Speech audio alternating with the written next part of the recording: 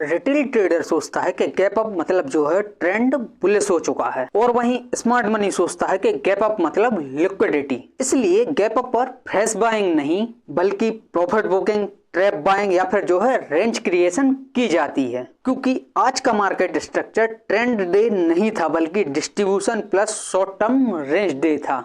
जो कि निफ्टी की आज एक्सपायरी भी थी कि आज के मार्केट ने ऑलमोस्ट जो है वो 2.5% का यहाँ पर हमें गैप अप मार्केट में देखने को मिला, जो कि हमारा इस कैंडल का हाई अगर आप देखोगे तो इस कैंडल ने जो है 26,330 का एक हाई लगाकर और फिर हमें मार्केट में सेलिंग क्रिएट होती हुई दिखी।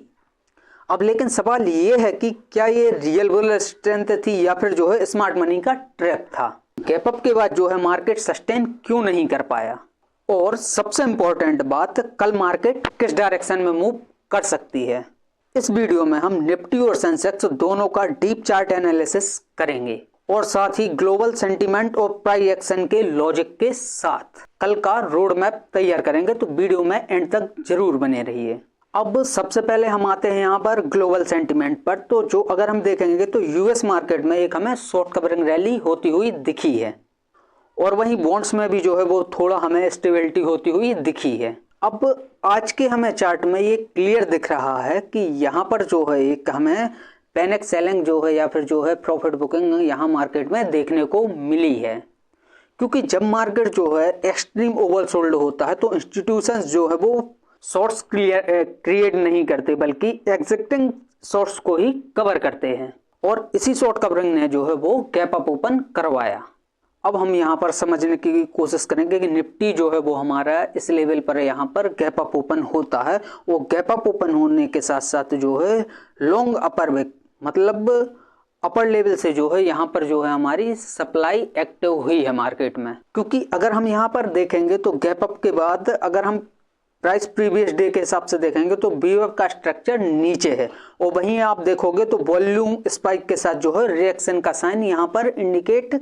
कर रहा है, क्योंकि यहाँ पर जो है स्मार्ट मनी ने रैली को सेल ऑन स्ट्रेंथ की तरह यूज किया है, क्योंकि यहाँ पर गैप अप के बाद वन बिग रेड कैंडल और उसके साथ फिर मार्केट जो है थोड़ा सा साइडवेज या तो आप इसे माइल्ड बियरिश भी बोल सकते हो। अब वही बात करेंगे हम कल के मार्केट की, तो सबसे पहले हम ग्लोबल सेंटिमेंट को समझते हैं कि अगर कल यूएस मार्केट क्लोज पॉजिटिव होता है या फिर नेगेटिव, डॉलर जो है एक अपना इंडेक्स में स्टेबिलिटी करता है या नहीं, क्रूड ऑयल का जो है वो बिहेवियर कैसा होता है या फिर जो है एशियन का ओपनिंग सीजन कैसा होता है। क्योंकि अगर यहाँ पर ग्लोबल मार्केट फ्लैट या वीक होते हैं तो इंडिया में भी गैप अप का जो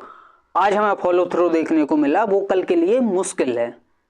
अब हम बात करेंगे यहाँ कल के लिए लेवल्स की, तो सबसे पहले हम देखेंगे कि मार्केट की क्लोजिंग कहाँ हुई है। तो अगर आप देखोगे तो मार्केट की क्लोजिंग जो हमारा एक सपोर्ट एरिया है 25,700 का, इसके अपसाइड जो है मार्केट की क्लोजिंग हुई है। अब यहाँ पर दो सिनेरियो बनते हैं, फर्स्ट तो हमारा जो है वो बुलिश एंड सेकंड जो है वो बियरिश। तो सबसे पहले हम यहाँ पर देखेंगे कि अगर मार्केट कल गैप अप ओपन होता है या जो 25,700 का ये लेवल है, अगर इस पर निफ्टी जो है सस्टेन करता है तो फिर हमें जो है एक अपसाइड मूव देखने को मिल सकता है, जो कि हमारा रेजिस्टेंस एरिया रहेगा 25,900 का। अगर एग्जैक्ट आपको निफ्टी में रैली चाहिए है बुलिश स्ट्रेंथ के साथ, तो फिर जो है 15 मिनट टाइम फ्रेम पर इससे 25,900 का ये जो रेजिस्टेंस एरिया है इसके ऊपर मार्केट का सस्टेन होना काफ़ी ज़रूरी है, क्योंकि अगर इस लेवल के ऊपर मार्केट सस्टेन होता है तो फिर हमें एक्चुअल में यहाँ से एक अपसाइड पॉजिटिव व्यू मार्केट में देखने को मिलेगा, और जो कि हमारा करंटली रेजिस्टेंस एरिया बनेगा वो रहेगा आज का डे हाई, जो कि है हमारा 26,330 के अराउंड।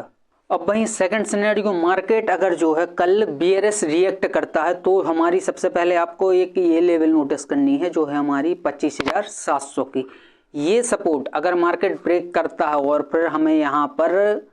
रीटेस्ट पर जो है मार्केट में रिजेक्शन लेवल देखने को मिलती है या फिर कोई रिजेक्शन बियरिश जो है आपको कैंडलस्टिक पैटर्न देखने को मिलता है, तो करंटली जो निफ्टी हमें डाउन साइड के लिए 25,500 पर जो है देखने को मिल सकती है करंटली, क्योंकि 25,500 ये वही लेवल है जो मार्केट को सेलर्स के जोन से अपसाइड के ऊपर लेके गया है, और यही लेवल जो है डिसाइड करेगा कि मार्केट पॉजिटिव व्यू में रहेगा या फिर जो है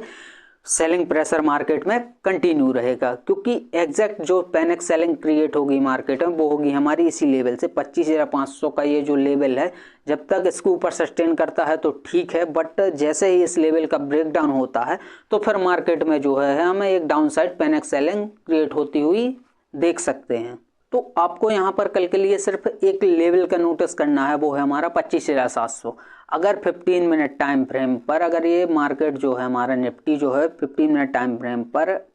अगर सस्टेन करती है इस लेवल के ऊपर 25,700 के, तो हमें एक अपसाइड मूव देखने को मिल सकता है, जो कि हमारा 25,900 का एक रेजिस्टेंस एरिया रहेगा। देन सेकंड, अगर बीआरएस रिएक्ट करती है तो फिर हमारा जो 25,500 का एक सपोर्ट एरिया निकल कर आता है, मार्केट हमें यहाँ तक देखने को मिल सकता है डाउन साइड के लिए। अब वही बात करते हैं हम सेंसेक्स की, तो सेंसेक्स में मार्केट में कल के दिन क्या सिनेरियो बन सकते हैं। तो सबसे पहले हम देखेंगे कि मार्केट ने जो क्लोजिंग दी है वो हमारी 83,700 के अराउंड की दी है। अब यहाँ पर जो है एक सपोर्ट एरिया निकल कर आता है, वो है हमारा 83,200।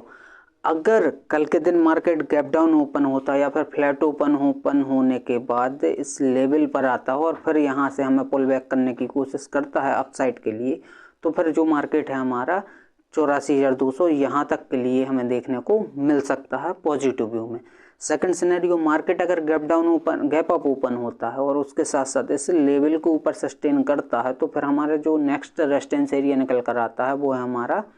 86,400 का, क्योंकि मार्केट में आज जो हमें सेलिंग क्रिएट होती हुई दिखी है वो इसी लेवल से होती हुई दिखी है और ये हमारा पहले का एक रेजिस्टेंस एरिया भी था।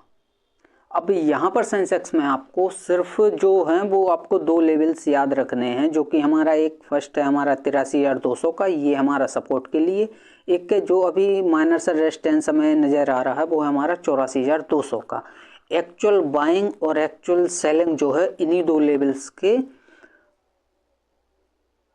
ब्रेकआउट या फिर ब्रेकडाउन पर होती हुई हमें देखने को मिलेगी, क्योंकि अगर यहाँ पर 84,200 का ये जो लेवल अगर ब्रेकआउट होता है और मार्केट सस्टेन करता है तो फिर हमें एक अपसाइड व्यू देखने को मिल सकता है, जो कि हमारा नेक्स्ट रेजिस्टेंस एरिया रहेगा 84,600 का। सेकंड सिनेरियो, अगर मार्केट इस लेवल का ब्रेकडाउन करता है और फिर यहाँ से हमें सेलिंग क्रिएट होती हुई दिखती है, तो फिर हमारा जो नेक्स्ट सपोर्ट एरिया निकल कर आता है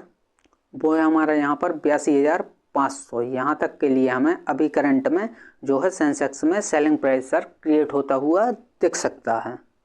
और अगर आपको ये pure price action based analysis पसंद आई हो तो वीडियो को लाइक करें, चैनल को सब्सक्राइब करें एंड कमेंट में अपनी राय जरूर दें। Thank you.